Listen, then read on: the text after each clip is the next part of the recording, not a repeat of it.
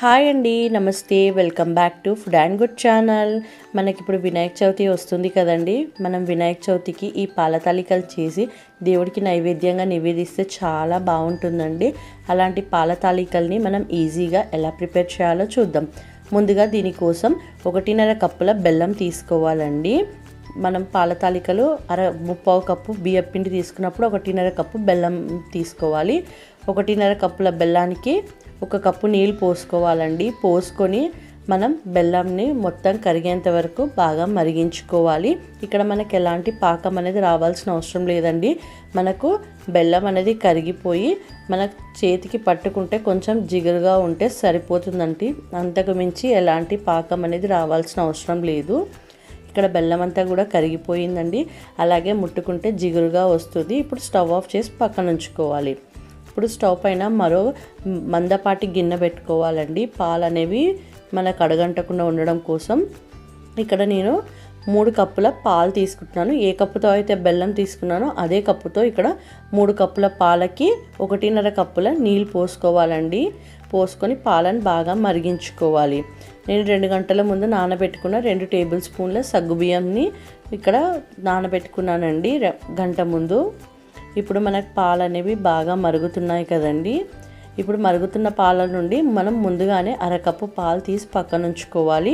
ఇందులోనే మనం నానబెట్టుకున్న సగ్గుబియ్యం కూడా వేసుకొని సగ్గుబియ్యం అనేది ఉడికేంత వరకు మీడియం టు హై ఫ్లేమ్లో మనం ఫ్లేమ్ అనేది అడ్జస్ట్ చేసుకుంటూ మనం పాలను బాగా మరిగించుకోవాలి. అలాగే మనకు ట్రాన్స్పరెంట్గా అయ్యేంత వరకు ఉడికించుకోవాలండి సగ్గుబియ్యం. మనకు సగ్గుబియ్యం ఉడికేలోపు ఈలోపు 1/4 కప్పు బియ్యం పిండి తీసుకోవాలండి. బియ్యం పిండి తీసుకొని ఇందులోనే మనం రెడీ చేసుకున్న బెల్లం పాకంలో నుండి 2 గరిటెల బెల్లం పాకం వేసుకుంటున్నాను. ముందుగా ఈ బెల్లం పాకంతో మనం పిండిని కలుపుకోవాలండి. పిండిని కలుపుకున్న తర్వాత ఇందులోనే మనం ముందుగా తీసి పక్కన ఉంచుకున్న 1/2 కప్పు పాలని కొద్ది కొద్దిగా వేసుకుంటూ మనం ముద్దలాగా కలుపుకోవాలి. ఇక్కడ నేను తీసుకున్న పిండి కన్సిస్టెన్సీకి 1/2 కప్పు పాలు అనేది కరెక్ట్గా సరిపోతాయి కాబట్టి నేను అన్ని పాలు వేసేసుకున్నానండి. వేసేసుకొని పిండి అంతా కూడా బాగా కలుపుకోవాలి. గోరువెచ్చగా ఉన్నప్పుడే మనం కలుపుకోవాలండి. ఇలా పిండి అనేది మనం గట్టిగా రావాలి. ఇలా కలుపుకోవడం ఇష్టం లేని వారు డైరెక్ట్గా 2 టీ స్పూన్ల బెల్లం 1 కప్పు నీళ్ళు వేసుకొని బాగా మరిగించుకొని అందులో 1/4 కప్పు బియ్యం పిండి వేసుకొని కలుపుకొని చల్లగా అయ్యేంత వరకు మనం కలుపుకోవాలండి. కలుపుకొని తాలికలు చేసుకోవచ్చు. ఇక్కడ మనకు సగ్గుబియ్యం అనేవి ఉడికిపోయాయి కాబట్టి స్టవ్ ఆఫ్ చేసుకోవాలి.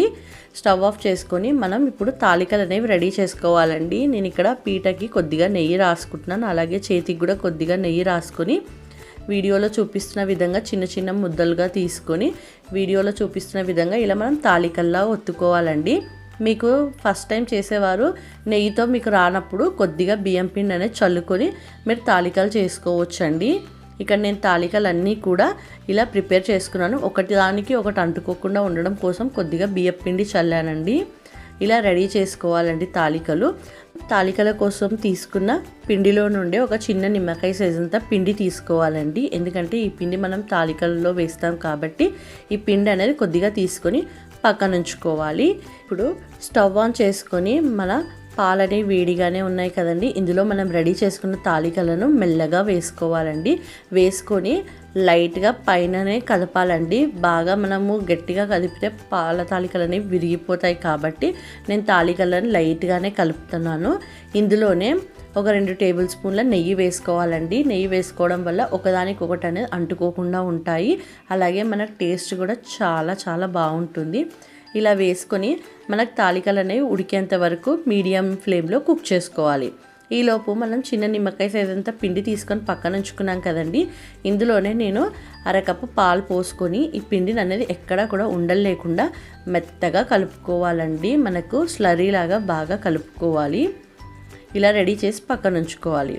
చూడండి, మనకు తాలికలు అనేవి ఉడుకుతున్నాయండి. ఇప్పుడు ఒకసారి నెమ్మదిగా కలుపుకోవాలి.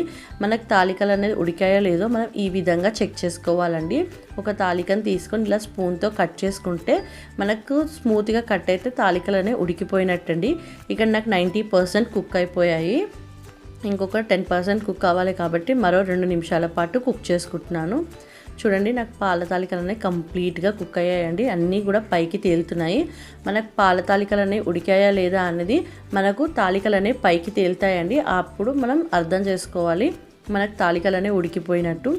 ఇందులో మనం రెడీ చేసి పక్కన ఉంచుకున్న బియ్యపిండి మిశ్రమం కూడా వేసుకొని కలుపుకోవాలండి. ఇది వేసుకోవడం వల్ల మనకి పాలు అనేవి కొంచెం గట్టి పడతాయి. బియ్యం పిండి వేసుకొని తర్వాత ఉడికించుకోవాలండి. మనకి ఇలా దగ్గరగా వచ్చాయంటే పాలని బాగా దగ్గరగా వచ్చాయంటే మనకి రెడీ అయిపోయినట్టండి. ఇందులోనే నేను ఫ్రెష్గా క్రష్ చేసుకున్న 4 ఇలాచీలు వేసుకుంటున్నాను. మీరు 1/2 టీ స్పూన్ ఇలాచీ పౌడర్ కూడా వేసుకోవచ్చు.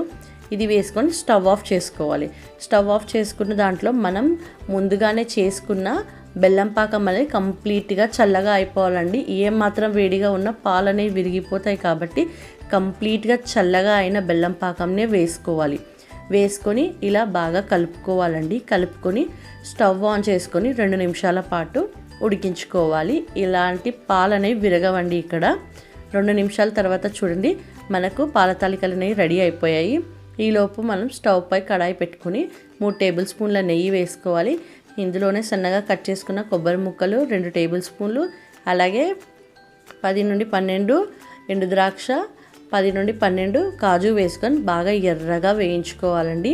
వేయించుకొని స్టవ్ ఆఫ్ చేసుకున్న దాన్ని మన పాల తాలికల్లో వేసేసుకోవాలండి.